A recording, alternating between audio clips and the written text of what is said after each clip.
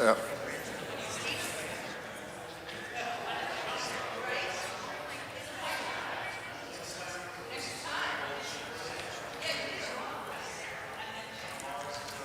Good evening, ladies and gentlemen.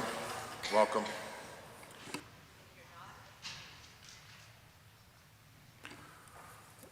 Tonight is the Board of Finance public hearing on the City of Milford budget, as well as the City of Milford Board of Education proposed budget for the fiscal year of 2024, 2025. As noted, this is a public hearing, so members of the public are welcome to speak on either the city side budget or the Board of Education budget. We will invite people to address the city budget first, and you can speak as to both budgets if you'd like, but we would ask any members of the public who would like to comment or address the board on the mayor's proposed budget for this year. And when you address the board, if you would please state your name for the record as well as your address. Thank you.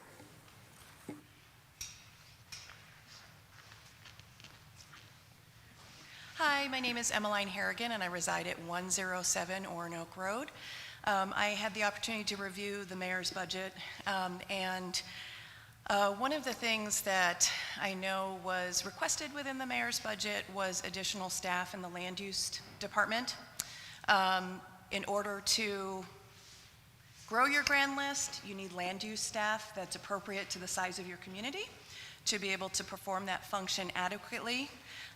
And as you well know, several years ago, there was staff cut from that department, which has not been reinstated.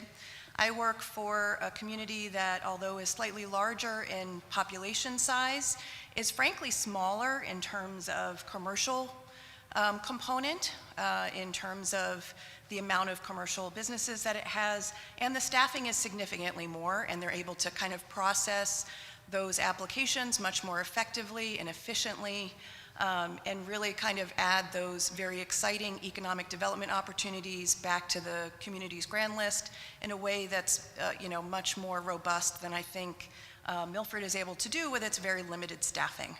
The other thing that I think is should be a priority for Milford, and I'm sorry it wasn't in the mayor's budget, is additional grant writing staff people.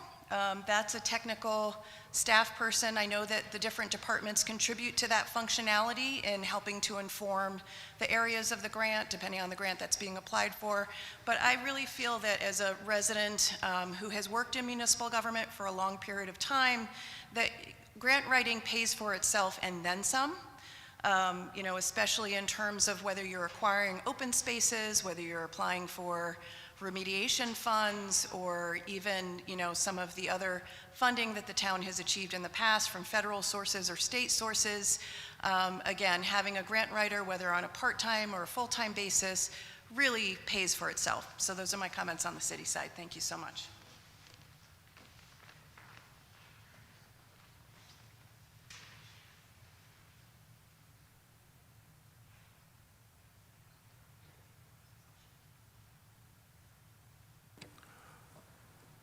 Are there any other members of the public who would like to speak on the city side of the budget?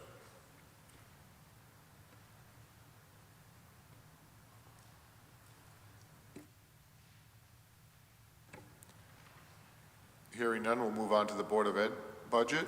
If someone does come in and wants to address the city side, certainly we'll allow it, but at this time we'll invite any members of the public who would like to address the board in regards to the proposed Board of Education budget. Again, please state your name and address for the record. Hi, my name is Jennifer Delvecchio. I live at 9 Mill Pond Close. My twins are in 4th grade at Live Oaks. I'd like to share information about the school budget and advocate for my son Joseph, who has been struggling with reading since 1st grade and is at least 1 grade level behind. His classroom teachers are excellent and provide resources, but we work at home to catch up on foundational skills, but he's falling behind with grade level content. We're in a rat race of catching up and always falling behind. A month ago, I read a post, and when reading the comments, realized there are many families in our district with children that are behind. I'm not sure why the post was removed, but I'd like to read it tonight, or at least part of it. I'm a citizen of Milford concerned about the future of our public schools. Look at Milford's SBA scores across the district. More children are failing than passing. This is not a teacher issue. It's an educational leadership problem that needs to be addressed. Do we want kids to graduate being able to read and write? The scores don't reflect competency. MPS is going downhill very fast, and parents need to be aware of this problem and speak up. You may not know, but there is no additional reading and math support for students who struggle in these core subject areas and are already behind grade level. The SBA scores from MPS from 2015 to 2023 in grades 3 to 5 show we are behind in both math and ELA, and our scores are trending even lower than other towns like Wallingford and Stratford. The data is disheartening, dropping nearly 20 percentage points in some grades. Why are the SBA scores not being spoken about? Don't we get state funding based on these scores? Our current program is not working. We can't expect classroom teachers to administer scientifically research-based instruction and monitor progress for at-risk learners while they have a classroom full of diverse academic and behavioral needs. Students are not making progress, and the SBA scores are evidence. We need effective programming and trained specialists in math and ELA who will work directly with students to close these gaps.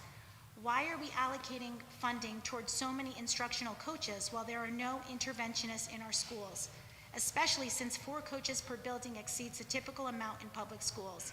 Instructional coaches help build the capacity of the Tier 1 grade level content and instructional practices. They work with teachers in partnerships to design lessons, model instructional strategies, and reflect as a thought partner for teachers. They really don't work with students.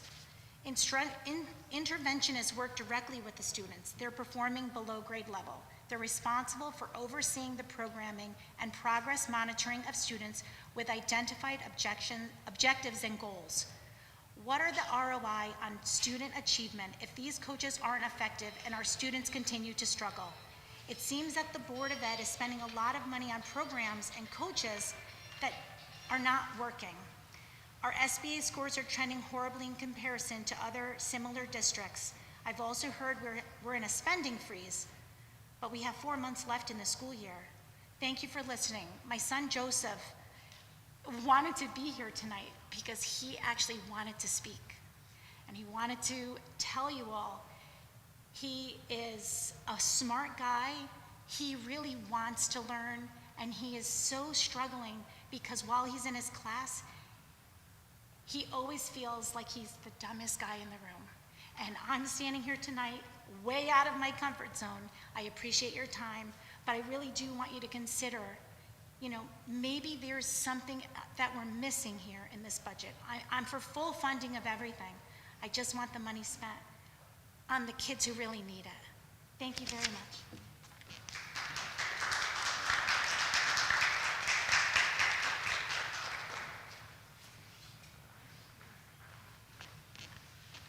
Hi, Emmeline Harrigan, 107 Orinoco Road.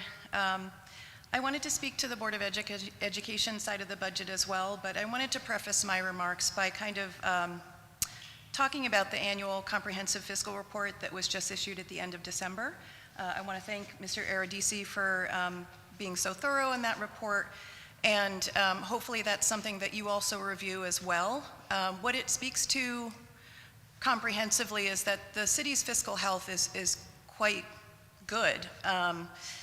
For the fiscal year ending in June 2023, all of our indicators here in town outpace the state of Connecticut in terms of median income, unemployment rate, which is lower than the state average, median home sales price, which is higher than the state average.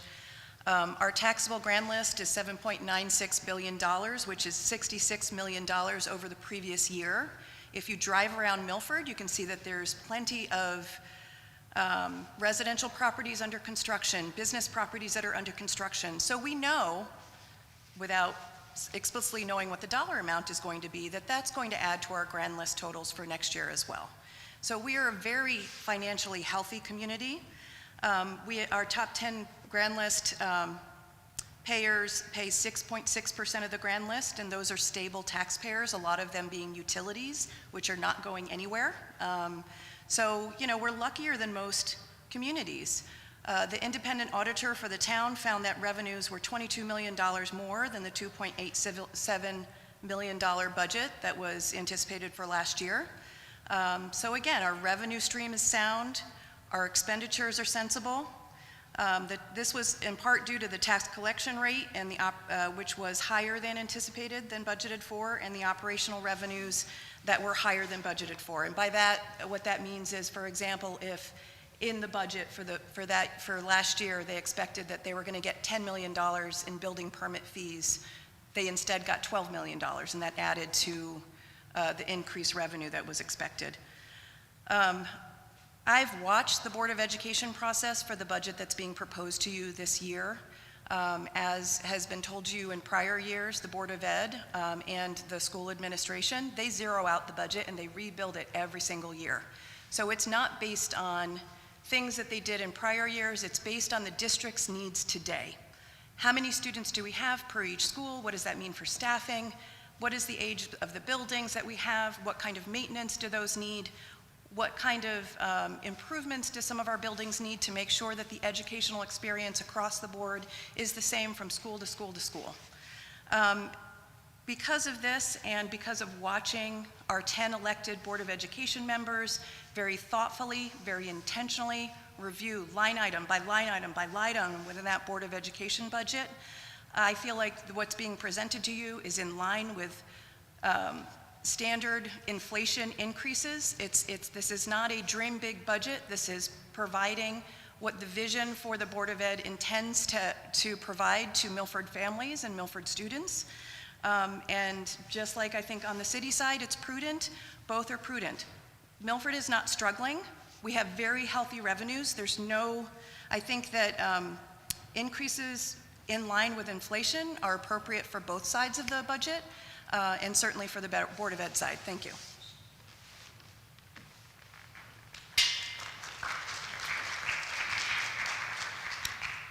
Hello, my name is Mary Elizabeth Oak, also known as Emmy amongst my friends. I live at 30 Dorinna Place, which is around the corner from here. I spoke up about 3 or 4 times in the Board of Aldermen meetings last year to do with the budget, to do with education, because I feel very passionate about education. And since then, I have witnessed meeting after meeting every month, bar one meeting I missed due to a broken bone in my foot. Well, I should say ankle. I am a dyslexic, a severe dyslexic. I found out at 15 in the UK, where I was classed as illiterate because it was not recognized. I came to this country to overcome my spelling and reading. That is why I'm passionate about education. I'm expected to live well into my 90s, if not knocking on the door of 100, because I have such a strong constitution. So I am going to watch the next group come out and look for work and look for a profession. I want them to have that opportunity. Each child does not come out of the womb and progress the same. They're each different. They have their positives and their negatives in their ability to read and write.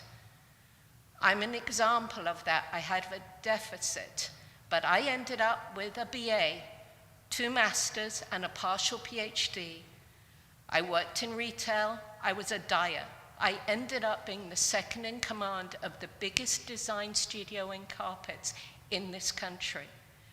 Nothing held me back because I was given a chance. These kids need to be given a chance. Last year, you tried to cut the budget. Thanks to the aldermen, they put the majority of it back on. I've listened to every meeting, to the Board of Aldermen and Education, proposing what they want. They've come to the public, asked questions of us, what we think the future is. in a couple of meetings they held open. And I've gone through the budget. I'm not a finance person. I'm a designer artist by trade, but my father was finance. He was more global finance, so I understand it. I ran my own business, did all my own paperwork. Yes, I had an accountant, but I went through their budget. I listened to all the questions of the board of the budget ask in great detail, and they were given good responses back. There is nothing in this budget you should cut out. Education has to improve every year. It's changing. It's not like how it was when you were at school, and it certainly wasn't the way it is for me at school. But you must keep the budget going. Thank you.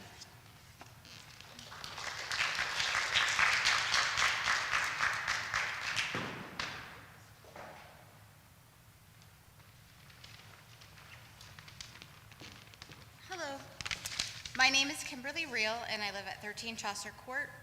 I support the proposed Board of Education budget and the board's commitment to sustaining investments in high-quality programs towards the wellness of our children and creating supportive environments that foster learning.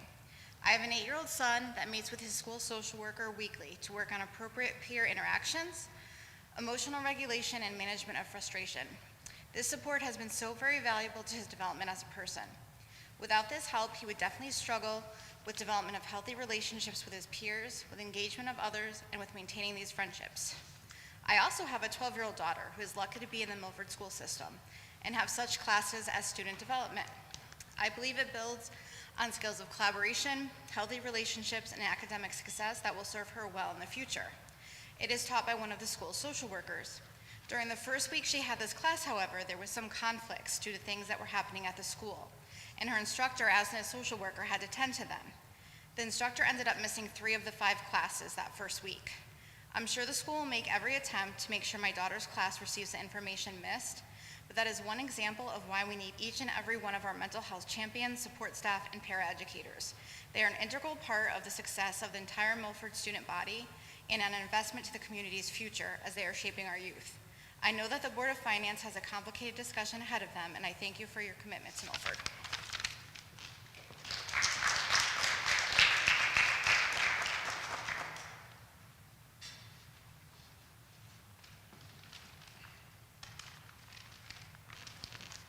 Hello. I always need my notes. My name is Liz Shipman and I live at 6 Dogwood Place. Hi, last year this board, with the exception of one member, voted to slash the Board of Education proposed budget by an absurd amount. And as we're all aware, that proposed cut threatened to close the school, cut programs, and set Milford Progress back. It also brought really ugly media attention to a city that I really truly love. My kids and I spent weeks attending alderman meetings, speaking at rallies, and living in the chaos and uncertainty of what our schools would be if the budget wasn't restored. And I'm here today to ask you to thoughtfully consider the budget that the Board of Ed will present to you. Your opinion of how a district should be staffed or what mental health and academic services my 11 and 9-year-old need are not relevant. I trust my elected Board of Ed representatives and our superintendent to lead my kids to academic success within a reasonable budget. And they spent a lot of time preparing this budget that will be put before you. Like the previous speaker said, schools today are nothing like what you experienced. And so you cannot bring your personal experience to this budget cycle. We need to understand where we are. And I also understand how challenging it is for you to balance the needs of the city within a reasonable budget and keeping the taxpayers and their pocketbooks in mind. Personally, I don't want to spend the 25% more that I do every weekend for groceries, but I'm also not going to sacrifice the health of my family to save a buck. And so I'm asking you to recognize the economy that we're in and the reality. This budget that will be presented to you is reasonable. It reflects Not everything that I would love to see in a budget, but I think it keeps us on the path of progress, and I think that there isn't any room for you to make any drastic cuts. The children of Milford deserve a great school system and a city that prioritizes their success.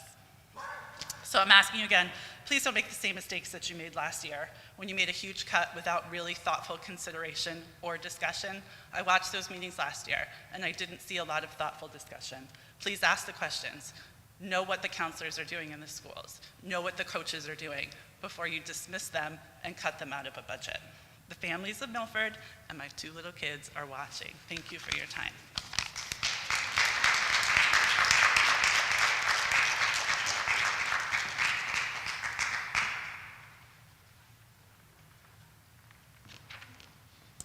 Good evening. My name is Bridget Krauss, and I live at 42 Nels Road.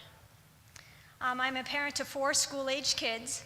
As a family, we finished our elementary school journey last year and are now a family of middle and high school students. My oldest and youngest are separated by 6 years. I have seen many positive changes in Milford Public Schools when comparing the experiences and opportunities of my youngest with that of my oldest. I am here in support of the Board of Education's proposed budget. Having watched the Board of Education's budget workshops, I feel that the proposed budget will continue to support high-quality programming for all students and will continue to support the mental health needs of our kids. During this board's budget hearings last year, there was a lot of questions about school counselors, their qualifications, and if they are needed. It was even suggested that perhaps non-certified people in the schools would be a less expensive way to meet their needs. Knowing that 4 more counselors are moving over from a grant to the budget this year, I think it's important that you hear how important these trained professionals are in our schools. The school counselor provides a curriculum that includes career development, academic support, and social-emotional development to all students. What is important about this to me is that in addition to the curriculum the counselor provides, all students in elementary and middle school have an established relationship with a trained mental health professional. They have a trusted adult that they can seek out if they need more individualized support. We are still in the middle of a youth mental health crisis. Imagine being an elementary or middle school student who is struggling emotionally and sitting down with somebody that you have no connection with to ask for help. These pre-established relationships with qualified staff members matter. Speaking about the impact of school counselors, social workers, or school psychologists in schools is tricky. For our family, their impact has been felt most when my kids have struggled the most. I could go on for hours about our journey the last few years and the integral role school staff have played in supporting my kids, but they deserve a little bit of privacy when it comes to that. We have been lucky enough to find outside providers at a time when it is almost impossible, but these outside providers do not provide the support that school staff do in the school environment. The professionals in the schools see how kids are struggling in the classroom and are able to provide lessons and support that assist these kids in overcoming these obstacles to learning. Our outside providers are not in the schools. They are providing a different type of support for our family. Please know school counselors and social workers are often the reason my kids are in school each day. They know that they have a trusted adult at school that can help them if they need it. If there are still questions about the importance of school counselors or any mental health support staff through this process, I ask that you listen to the professionals that are with our kids every day. Please listen to the educational professionals, the mental health professionals that are seeing what the need is within our schools. Thank you so much for your work and your commitment to Milford and our kids.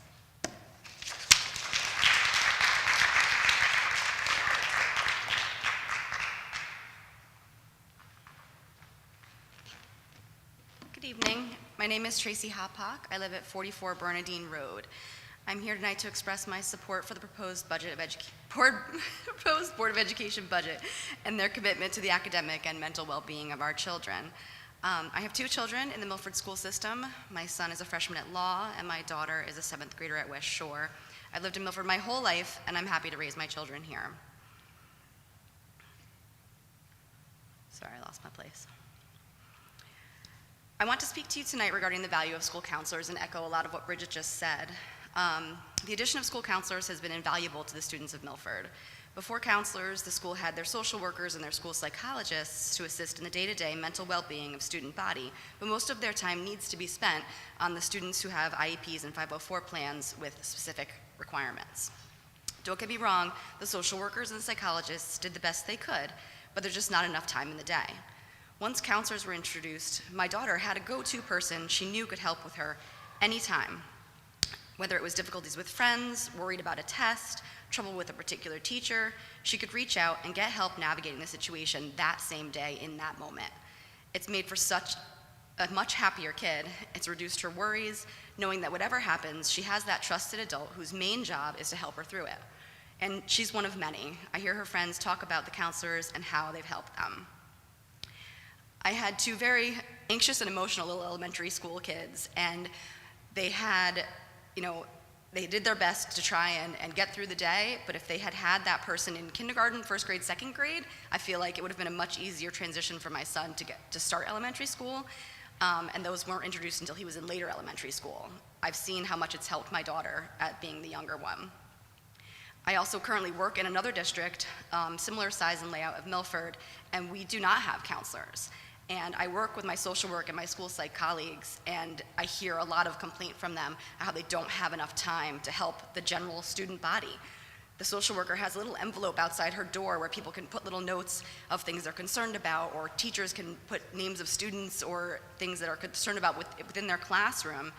And it takes days or weeks for those professionals to get back to them because there's just not enough. I feel so lucky to live in Milford and that we have a superintendent who understands how important mental health is for these children's learning and has made school counselors a priority in her budget. Kids who are worried, anxious, scared, etc., cannot perform their best academically. Thank you for considering this information and for your work and your commitment to Milford.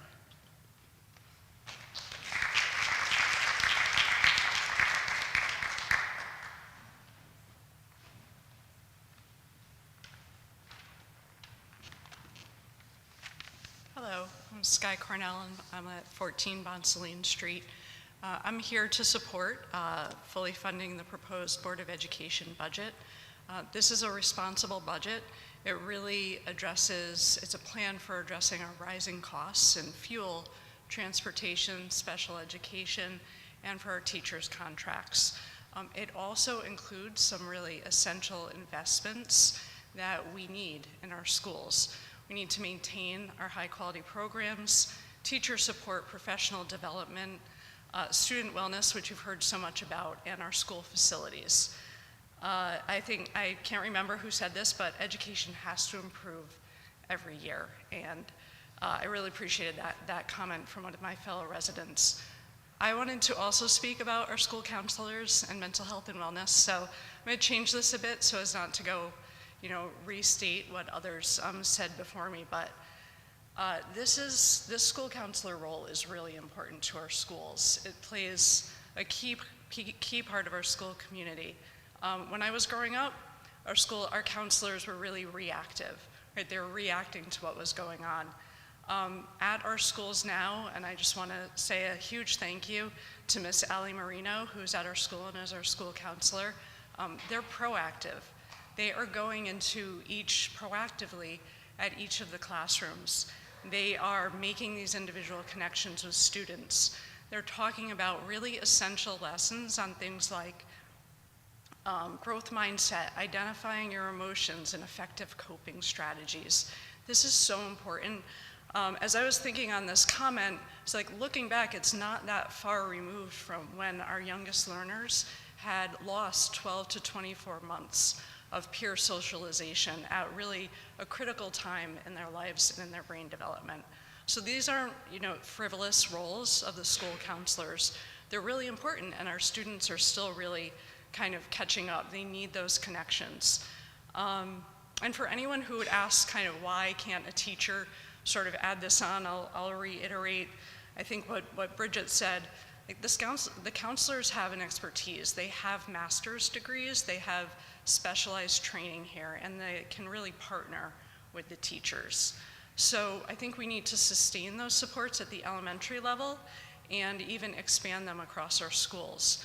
I will say I was really thrilled to see that there is a partnership with Bridges that is reflected in this budget, and it is there to provide clinical supports in our middle schools and high schools. I think that they're leveraging federal funding, I believe, and those supports for those clinical therapists for students who face anxiety, stress, depression, these things that really block their learning, like, we need them equitably across all our middle schools and our high schools and the academy. That's a really important priority, and I was really thrilled to see that it is reflected in this budget. So in closing, I think we've mentioned a bit about, some of the concerns and the challenges of last year, and I really hope for our families and our teachers and our community this year can really have the stability, around the budget and not the same worries that we had last year. And I'll also just close by saying thank you to this board for holding this meeting in person so that we can really come and share our priorities. Really appreciate having the opportunity to do that. And thank you also for your service on this board tonight. Good evening.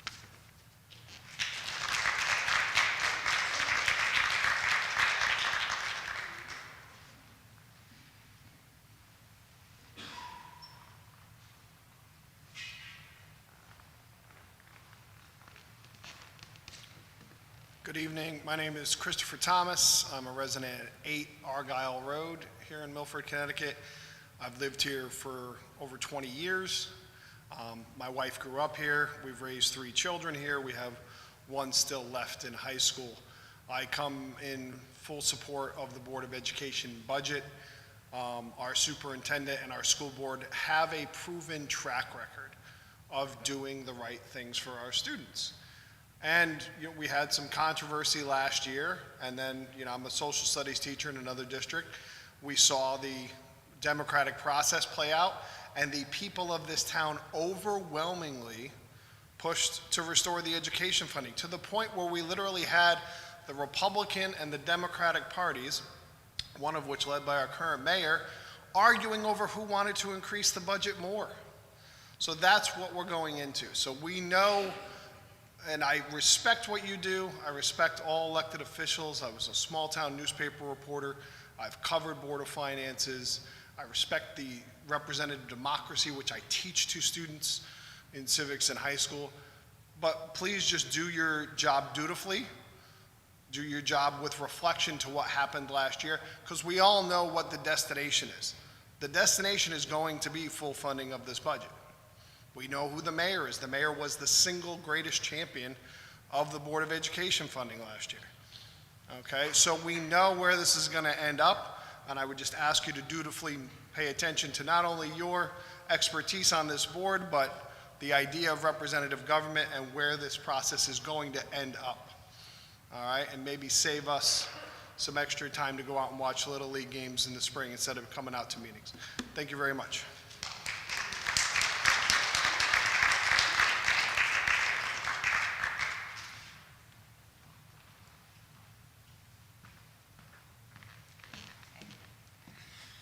Hi, I'm Sarah Wood, and I live at 198 Gulf Street. My life has been deeply entwined with education. As a former school educator and a parent educator for children with specific needs, I've seen firsthand the impact of investing in education.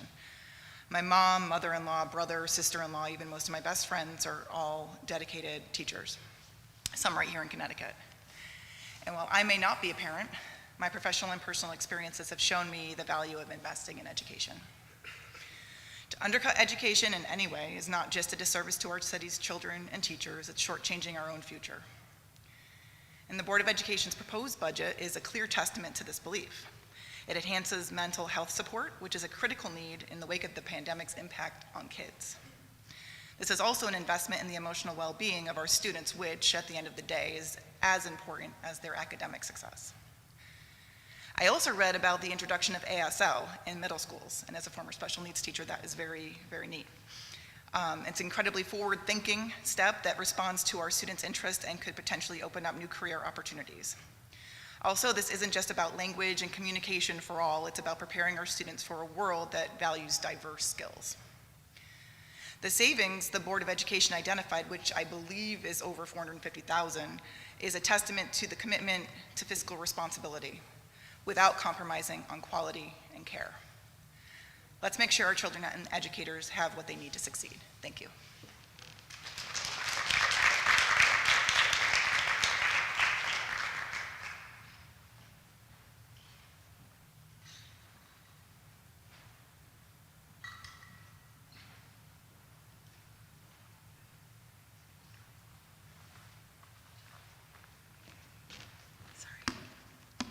name is Cara Flynn, and I live at 41 North Street in Milford. And I just want to say that I fully support the Board of Ed proposed budget. Last year, when this board reduced the Board of Ed's requested increase by 1.8 million, it seemed like in the weeks that followed, we were getting into a debate over semantics about whether or not it was actually a cut. I kept hearing some people saying that they were actually, since they were actually reducing a requested increase, that they didn't actually cut the Board of Ed budget, they just got less that they were asking for. So I just want to emphasize that when you reduce an increase that was requested to meet rising fixed costs, this actually translates into cutting services for this community. We called it a cut because that is how we would experience it. $1.8 million would have resulted in a cut in services provided to this community. There's no way around it. So you'll see that in this year's requested increase, it's largely driven by some of these same factors.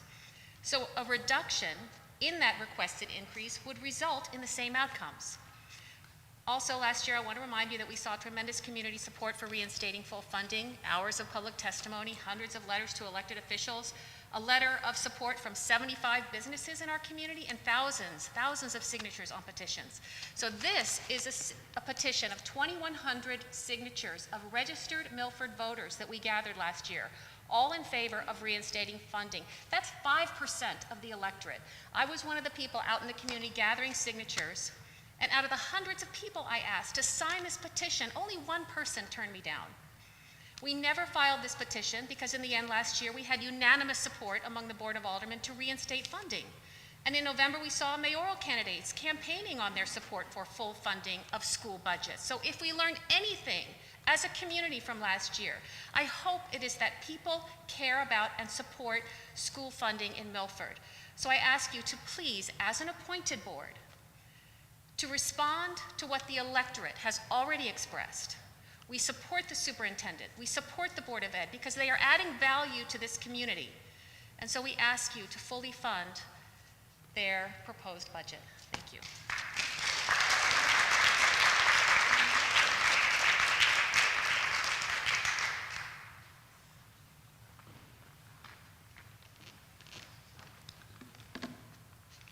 Hi, my name is Julie Pinkenson, and I live at 663 Merwin Avenue. I've been a resident of Milford for 15 years, and I truly love being a resident and part of this community. I have a third grader at Live Oaks and a sixth grader at East Shore. And in addition to that, I'm also an elementary teacher in another district, so I'm really able to see a lot of ways where the Milford schools shine over others. Milford schools have continued to impress me with programs offered like foreign language at elementary, STEM classes, small class sizes, tech education in the middle school. As a parent of a child with 504 plan for ADHD, I'm especially proud of the services he was offered when he was struggling. My son received early interventions at the elementary level in reading and speech and language. He also received behavior support from the school counselors and social workers. Thanks to those early interventions, he is now a thriving middle schooler who received honors again for the second marking period and has mental health tools he needs in order to succeed. Lessening or eliminating any of those services will only help to widen the gap for struggling students. Shifting the burden of interventions to the classroom teacher isn't giving students the intensive research-based interventions that have proved to be successful and giving them what they need. I'm proud to send my children to the Milford schools and hope to remain proud for many years to come. I support fully funding the Board of Education budget for our kids, our city, and our future. Thank you.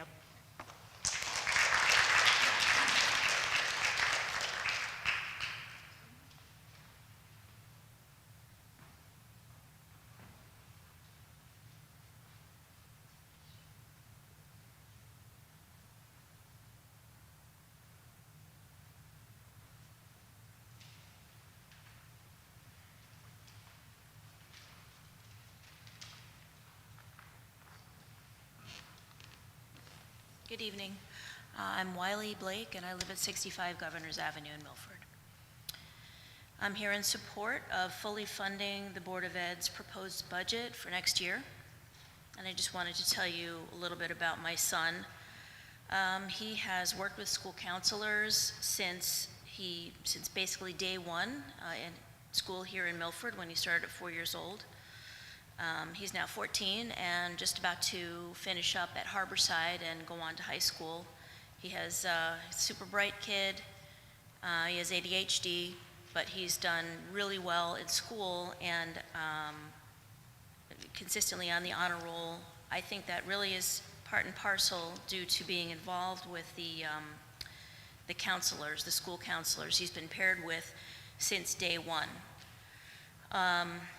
They really help the kids navigate the classroom and in turn navigate life beyond the classroom.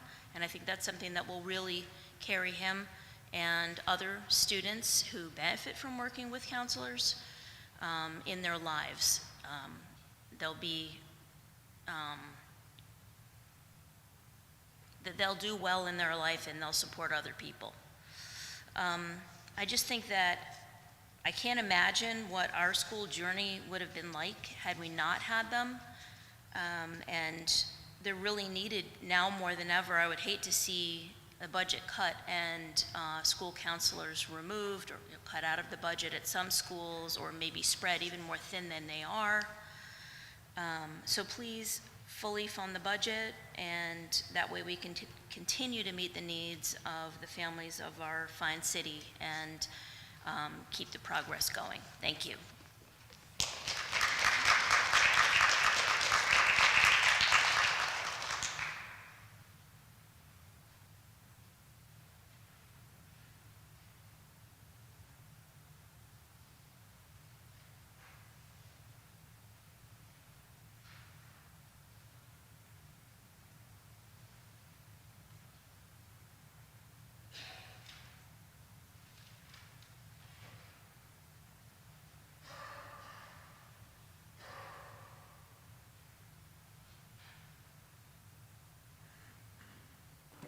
Well, thank you all for your comments.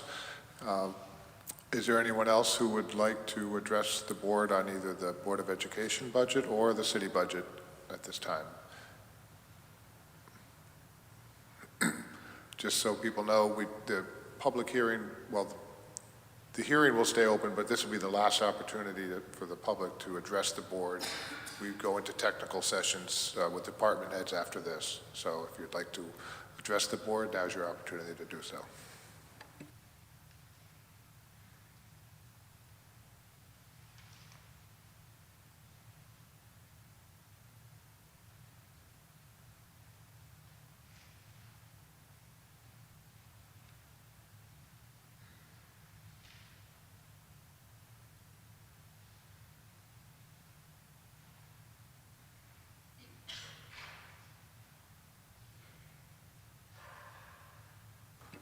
Okay, I'd like to thank everyone again for coming out this evening. A relatively cold February night. We appreciate your comments. And at this point, I'd make a motion to continue our meeting until February 21st, 2024. Recess until then. Seconded. Any discussion on the motion? It was made by Scott, seconded by Lauren. Hearing none, motion to recess until Wednesday, the 21st. Okay, well, motion passes unanimously. Thank you.